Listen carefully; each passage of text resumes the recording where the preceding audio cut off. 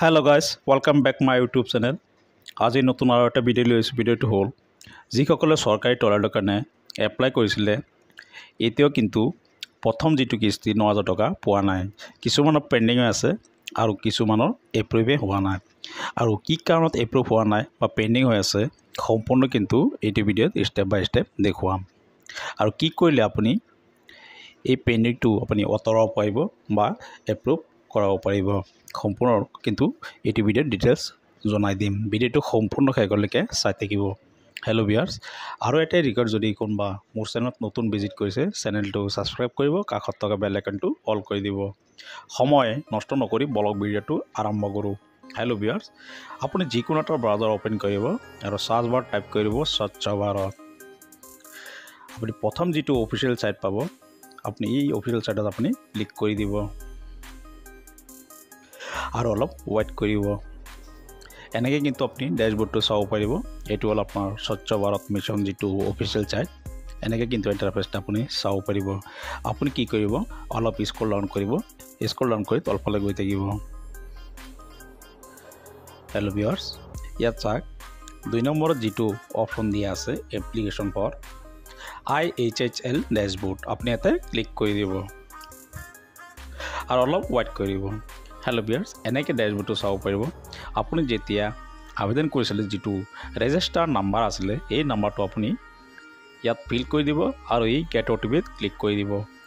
আপোনাৰ মোবাইলত 6 ডিজিট এটা OTP আহিব, আপুনি এন্টাৰ OTP ফিল কৰি দিব আৰু ফিল কৰাৰ পিছত ইয়াত এটা সিকিউৰিটি কোড পাব। এই কোডটো আপুনি ইয়াত ফিল কৰি দিব আৰু এই চাইনিঙত ক্লিক কৰি দিব। ক্লিক কৰাৰ লগে লগে কিন্তু আপোনাৰ ষ্টেটাস আপুনি চাব পাৰিব।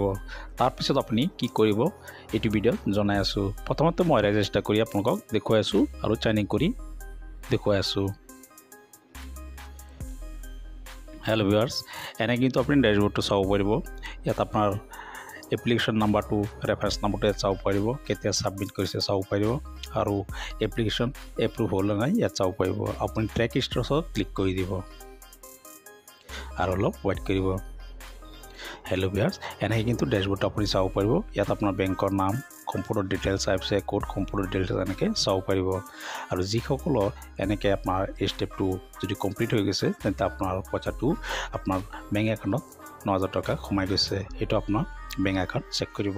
আৰু যদি কিবা কাৰণত সোমোৱা নাই তেন্তে আপুনি এই ষ্টেটাছখিনি আপুনি প্ৰিণ্ট আউট কৰিব। প্ৰিণ্ট আউট কৰি আপোনাৰ পঞ্চায়তত বা আপোনাৰ ৱাৰ্ড মেম্বাৰ বা আপোনাৰ ব্লকত জমা দিব পাৰিব। জমা দিয়াৰ পিছত আপোনালোকে হয়তো এইটো পইচাটো আপোনাৰ ক্লিয়াৰ আপোনাৰ হৈ যাব। আৰু যিসকলৰ এতিয়াও এপ্ৰুভ হোৱা নাই তেখেতে আপোনাৰ এবাৰ বেংক একাউণ্ট এবাৰ চেক কৰিব ডিবিটি মোড লিংক হৈ আছে না নাই বা আপোনাৰ আধাৰ কাৰ্ড লিংক আছে নাই। যদি এইবিলাক নাই তেন্তে আপোনাৰ ডিবিটি মোড লিংক কৰিব লাগিব। আজিকালি পইচাটো চৰকাৰী টলাৰৰ হোক বা যিকোনো চৰকাৰী আঁচনি টকা আপোনাৰ ডিবিটি মোডত দিয়ে। যদি আপোনাৰ ডিবিটি মোড নাই তেন্তে আপোনাৰ ডিবিটি মোড লিংক কৰিব লাগিব। আৰু যদি বেংকৰ একাউণ্টত আধাৰ কাৰ্ড লিংক নাই তেন্তে আপোনাৰ লিংক কৰিব লাগিব। এনেকৈ কিন্তু যদি লিংক কৰি দিয়ে আপোনাৰ যেটো আপোনাৰ চৰকাৰী টলাৰৰ ৯০০০ টকা এইটো আপুনি 100% পাই যাব। মই আশা কৰোঁ আপুনি ভিডিওটো বুজিব পাৰিছে। যদি ভিডিওটো ভাল লাগিছে লাইক কৰিব আৰু যদি কিবা সুধিব আছে কমেণ্ট কৰিব পাৰে। ধন্যবাদ।